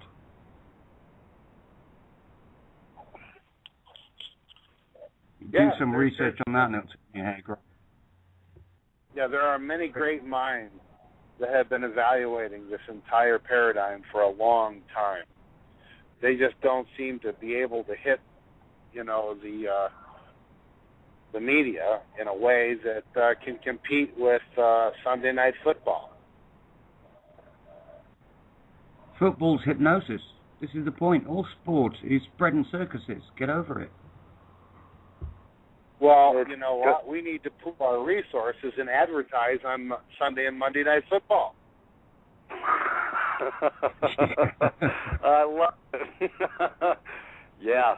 I know. Yeah, you see people posting billboards in some of these other states, on bringing forward some truth. Yeah, you buy yourself a damn billboard and you start posting, hey, how you can be free. Go to, or whatever, I mean, so there's, right. Folks, there's more ways to slay the dragon. Like I say, the military mindset can be used. It's an information war, folks. It is a war on for your mind. Yes, as Alex Jones says. Well, yep. Alex Jones is one of them.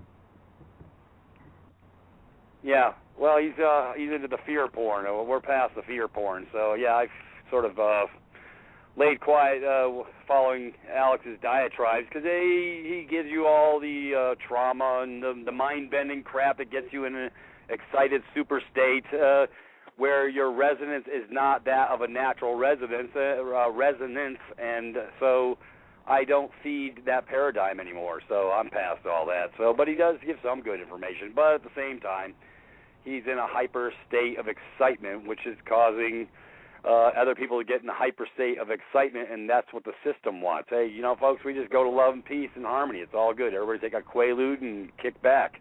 Don't right. I totally agree with that, Pete. It's a matter of fact, I've got a couple other friends that are on the verge of a breakthrough, but they're not quite there yet, and they keep sending me all these links to go read all these inflammatory things. Look how screwed up things are. It's this guy against that guy. It's this group against that group. It's this against that. This is a problem. And then I go, and what are you going to do about it? And they say, nothing, because there's nothing we can do about it. It's beyond our control. I go, are you kidding me? All they got to do is start learning. But this is where the divide and conquer. Divide and conquer in the mind. It is very important. Okay, I want to say, with all due respect to Alex Jones and their kind, okay, they are providing a useful service. They are informing people there's a problem, but they stop right there talking about the fact that there's a problem and not how to solve it. And exactly. they leave people thinking that there's no solution. Okay? And they leave people angry and hopeless. And what happens when you have a mass of people who are angry and hopeless? Bad things happen.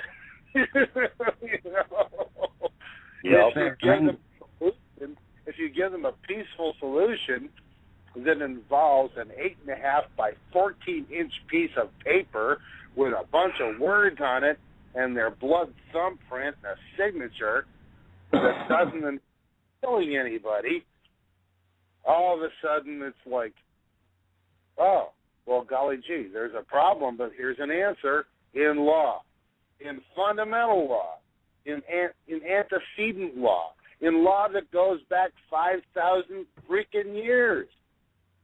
And you can't say it. Only a criminal can deny it. We have all the solutions. It's the mentality that created the problems, and we're focusing on the negative rather than the positive.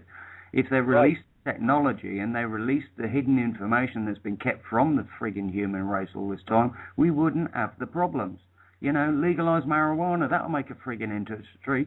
That'll make your hair stand on end. Forget a recession. Hell yeah. Hey, brother, I'm all down for the hemp deal. I mean, man, hemp was actually a viable crop in World War I. See, I'm a history here. I am. There I go, reading crap again. And actually, hemp was a fundamental mainstay for the war effort because of the rope, the paper, everything it created. Also, they found out that, you could crush hemp, make hemp oil, and create a fuel source for less than a 10% of the fraction of what you're paying now. But hell, it's a renewable crop. It takes less acreage. It's not. You don't have to cut down trees, folks. We get a lot. 1/10 of the country to grow in hemp, and we'd have more stinking industry than Carter has pills. I mean, but hey, that's too much like easy. Because see, Big Oil got their hands in it, and they're the ones who started the prohibition with the scam. So, see, if you follow the bouncing ball, just follow the money, brother, and it gives you all the answers. It gives you total clarity of how the whole scam works, and it's just about the stinking lucre. Exactly. On every level. This is the point. It's funny on the hemp thing that you bring up, because, my grandmother, God rest her soul, told me a story. She was over in Michigan visiting my great uncle's apple orchard, and my mom was with her, and she was walking around, and she saw all these hemp plants growing, and she was running around in the ditch taking all these hemp plants and harvesting them and putting them in a bag. And everybody in the family said, Mom, you can't do that. That stuff's illegal. You can't do that. She goes, what do you mean it's illegal? She goes, we've been using this for 200 years in our family. She's originally from Austria, okay? She emigrated from Austria. And she goes, we use this for headaches. We use this for compresses on horses when they sprain their ankles. We use this. She gave them like 30 different reasons why they use this plant, okay? Including curing cancer. And yep. and everybody in my family from America, not from Europe, criticizing her, said, you have to throw that back in the ditch. You can't take that with you, because if we drive from Michigan to Illinois with this stuff and they find it, you're going to go to jail. Hey, guys, I'm just going to jump in here. We got a little over 8 minutes left to go here. As far as hemp, I've done countless hours of shows on the benefits of hemp, all the way back to it being illegal to not grow it mainland United States, back in the days of Jefferson and Washington, and all its benefits. Hemp plastics. I mean, the first car that Henry Ford built was 90% hemp plastic, and it ran on 100% hemp fuel. It was slated to be the first. They cut you out, okay? Patented the polymer process of making plastics from oil at the same time that William Randolph Hearst had just bought up 20,000 acres of trees for hemp or for paper pulp. You can grow on 1 acre. You can grow an acre of trees. It takes 20 years to get out of that 1 acre what you'll get every year 3 times with hemp. So, I mean, the benefits are there. There's part of the cannabinoid that one of the elements within it actually completes the synapses connections in our brains. It makes us smarter. They don't tell you that, though. I don't know about that, kid. I smoked me a party bowl in 8th grade before I went to class. No. I got pretty dumbed down. No, it's not about smoking it. It's about juicing it and eating it and using the oils properly. You want to get one. Yeah. You want to get smoking me a big. Smoking it. You know, there was a great program on PBS this past week where they were talking about all these different heritages of different plants, like the heritage of the tomato, of the hemp plant, of the onion, of everything. It was a great program. I've got to find out what that was so I can copy it. But they were talking about hemp.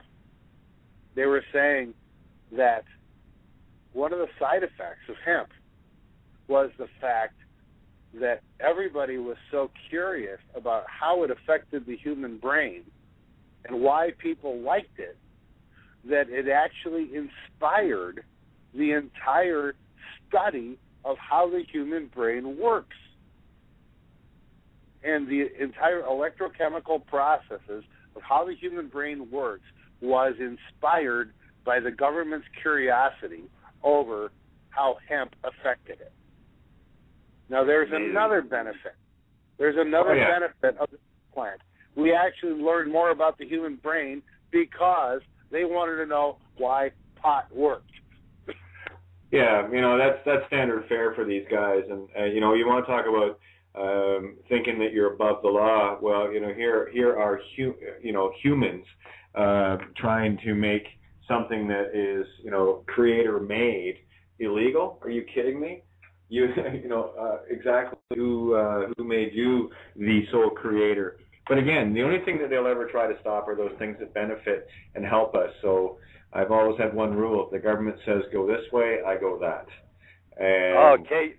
Hey, I got 10 more shows just on the medical side of stuff. Hey, let's not even go there. Listen, guys. We got 5 minutes here, so let's wrap this up for tonight. What a great amount of information. I really want to get hammering on the CAFR funds, though. We're going to do that on Wednesday night, Peter. I really we get that link around for people to get their heads around it.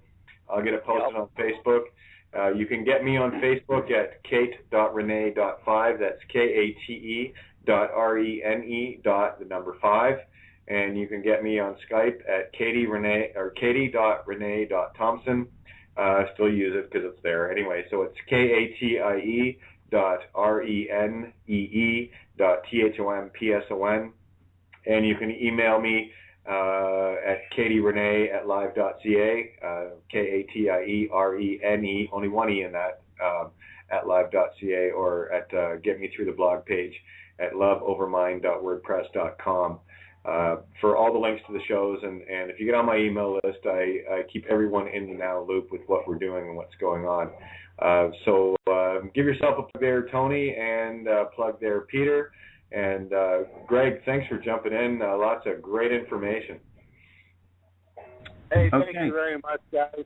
And by the way, if anybody wants to find me, you can't. Okay. Fair enough. Good answer. That's Toby. Fair play. I'll talk to you later, brother Greg. Carry on. Love you, buddy. Bye. Yep. Go ahead, Tony. Go ahead. Yeah, I was just going to say, if anybody listening needs a breakdown on how we've actually got to this particular point, Blueprints of Cosmic Consciousness is a book that I wrote that sort of breaks it open for you so that you can understand what's really going on behind the scenes and how it all fits. And you can get a copy of that book free. It won't cost you anything. Again, all this information is free to people, even though it's cost us dearly, but that's not the point. At www.awakeconsciousawareness.com. And with that, thank you all for listening, and I'll hand you over to Peter. Thanks. And for those, since I started the topic tonight on the word person, if you want a plethora, and I mean a plethora of mind-numbing, overwhelming information, simply go to Sui Juris, SUIJURIS.me, and go to the education page, and you can click on the Informer, which I have downloaded, and there's a multitude of documents and reads on everything that I speak to give you the so-called magic in your mind to remove, literally separate the wheat from the chaff. It's all located on the education page. I posted it, but apparently not too many people have clicked on it. So now, hey, go ahead and click on it. It's all good. Anyways, Kate, I'm done on that note. Excellent, and thanks again, Peter. Great stuff. Another one of those preemptive, let's just do a show because we can. We have some time and an open slot. We can do another show of Outside the Box, and always a treat to have co-host Tony on board, co-helming with me. And Lord knows I need co-helm most nights based on the hacking I get. It's been everything I can do to stay online here. I've got an Internet Explorer has stopped working warning, and it's ready to crash any time here. But don't forget, you can tune in to Freedom Reigns here every night from 7 to 9 p.m. There's generally something going on. We have Santo Bonacci as a brand new host starting Sunday nights from 7 to 9 standard time with us, Eastern Standard. And you can get Outside the Box on Wednesdays and Fridays from 7 p.m. to 9 p.m. as well, Eastern Standard Time. And Tony's over in the UK, so it's almost 2 a.m. for him. So that boy's in the party here. So, guys, great job tonight, and we're going to cover more on the CAFR funds on Wednesday night. And Peter's joining me on awakeradio.co.uk on Wednesday from 11 a.m. to 1 p.m. Eastern Standard Time, 4 to 6 p.m. Greenwich Mean Time. Thanks again, Diatra and Freedom Reigns, for allowing us the platform to get this truth out to people. Yes, Tony, it has cost us all dearly. And it's not that all we want is it not to go to waste. If you want to help out, great. There's donate buttons on the freedomreigns.us webpage, on Tony's page, on Peter and mine, and whatever. If you feel it's worth something, chip in. Anyway, good night to all. Thank you for tuning in to Outside the Box. I'm your host, Kate of Gaia. Much love to you, and we'll catch you on Wednesday night here on Freedom Reigns Blog Talk Radio. Have a great night. All right, Dave. I'll catch you on the Skype.